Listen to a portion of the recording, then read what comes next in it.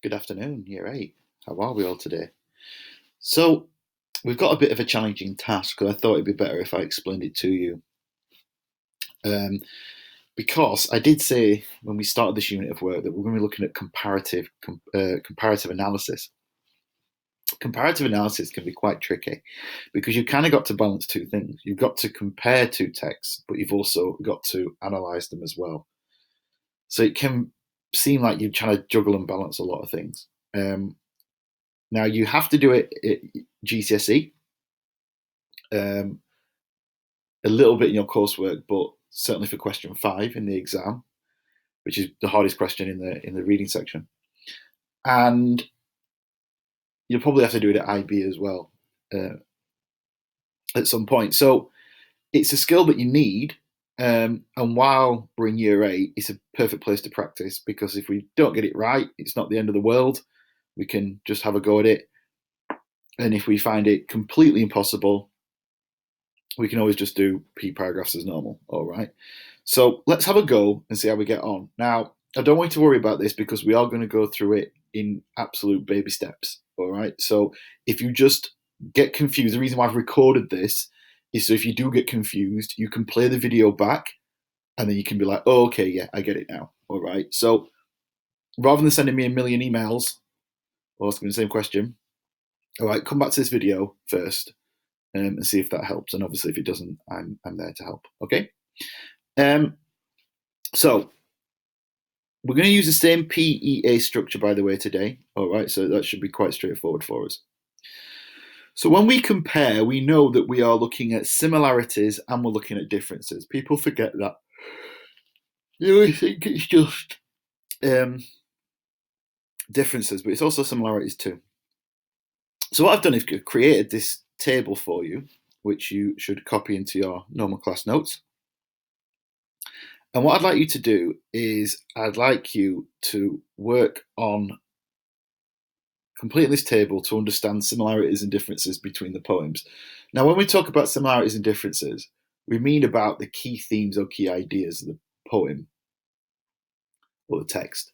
What we don't want is just simply one's longer than the other. One poem is set today and another text is set 30 years ago. That doesn't really tell us a lot. It's not really interesting. Okay.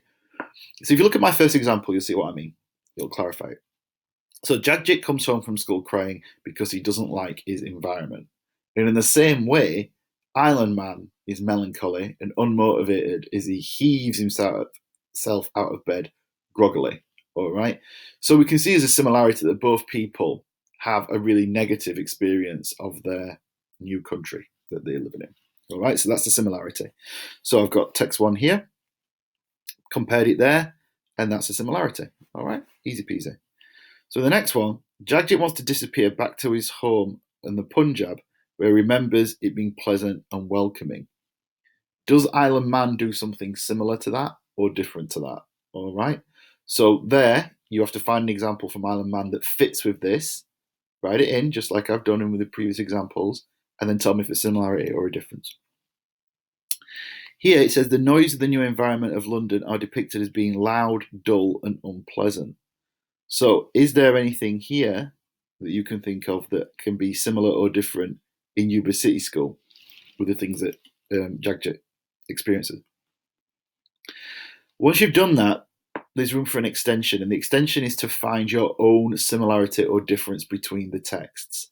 And I want you to fill in this if you can. So, an example from Yuba City School, an example from Island Man, and then your own understanding of it, whether it's similar or it's different. Okay. So that's just a very simple comparison grid. So that should be quite straightforward. This is where things get a little bit tricky. Okay. But it's fine. We just go through it step by step. Now, with any of the planning sheets that I give you, especially ones that are a little bit complicated, the reason why it's so complicated or looks so complicated is because I've broken it down to lots of little steps. So if people just run ahead and rush into this and just try and finish it and fill it as quickly as possible to get through the task, that's not really the object of the exercise, and you won't do very well, and it'll probably confuse you more than anything. So it's very, very important that we go through things slowly, carefully, and in the correct order. All right. Now this is a P paragraph, so we start with P, our point. So here's a sheet. If you download this,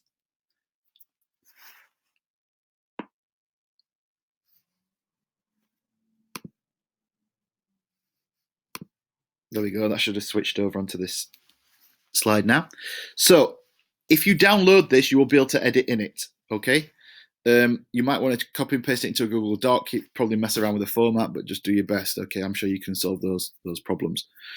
So what we've done is we've just gone and taken one of our comparisons from the previous slide. Now, if you find that's a little bit tricky, then you can just use my example. You can totally just use this one that I've got.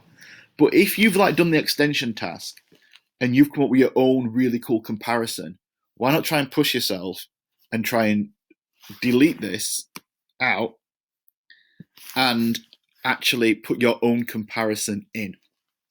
Then, once you've got that, that's your point. So our point this time is just a comparative point. It's a point that compares. It just says how the texts are similar or different. So we don't do anything else before we've done our point. All right? Then we go into our evidence, because that comes next in our P paragraph. And we select our quotation.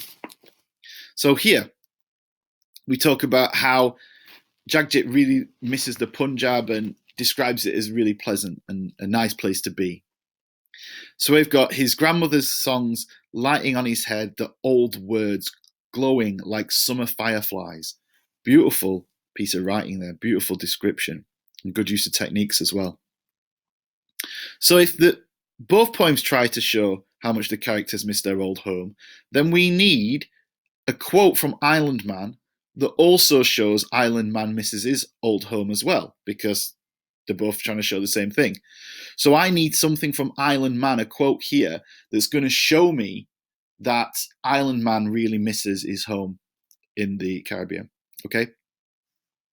So I'm sure you can probably think of one straight away. So that's where you're going to put your evidence in. And then it's just straight up analysis like we would normally do. Okay? So here's an example of detailed analysis. Look how many things I've said about my one quotation. I've said 5 different things about one quotation here. So grandmother. Grandmother connotes care and protection, all right? That's why he's thinking about his grandma and his granddad, because obviously they spoil him rotten and look after him and make him feel welcome and included and loved in a way that he doesn't feel in his current social world at Yuba City School. His grandmother's songs lighting on his head. It's a metaphor, isn't it? Songs don't actually light up a place. That shows how our songs make Jagjit feel alive and positive, as though he's been blessed almost, okay? Like a lighting on your head. Your head is illuminated from above. It's almost like you're being blessed by some sort of deity, all right? The old words. What are these old words? Well, the old words is the familiar language, the language of his home and the language of his family. And they're the pleasant words and the nice words and the nice language, which is obviously very, very different to the school and the muddy, red and confusing language in which the teacher speaks to him. Like summer fireflies is a simile, and it compares. Again, the comparison is here between the language of the songs themselves and beautiful dancing lights. So when he hears these words and the songs, to him they're almost magical.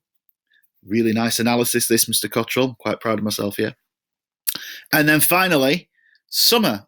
Summer also has positive connotations, vibrancy, and life. So overall, this quotation really shows how much, which is our point, Jagjit misses his old home, all right? And how beautifully and nicely he describes it. We need to do the same as this, but for Island Man, okay? So we need to do the same as this, but for Island Man. So we need a good quote from Island Man, and then I'd like some developed analysis, making sure we identify the techniques when we talk about the impact that each element of the quotation has. Okay? Then, if you can, so everyone needs to do that as an absolute minimum. But if you can you try and find a secondary quotation for each to support it? That would be really, really cool. All right. And that's all I would like you to do today. All right. Is to understand the point of comparison, to fill in the comparison table, and then to transfer that into a plan for a P paragraph. All right. You are going to be writing this out next time. So make sure that one, all your work is up to date. You've finished everything on Island Man. You've fully understood the point of comparison. You've made comparisons between these texts, and you've filled this in with as much detail. In the next lesson, all you've got to do is write this out, and that'll be really, really straightforward for you. Okay? So, good luck. You should know what you're doing. And if you have any sensible questions, emphasis on the word sensible there, do feel free to get in touch and I'll help you. All right. Now, I know some people might be struggling with things like identifying techniques, or they're not quite sure about what a technique is. Then drop me an email and I'll respond to you. I will be online throughout the lesson. All right. Thank you very much. See you all later.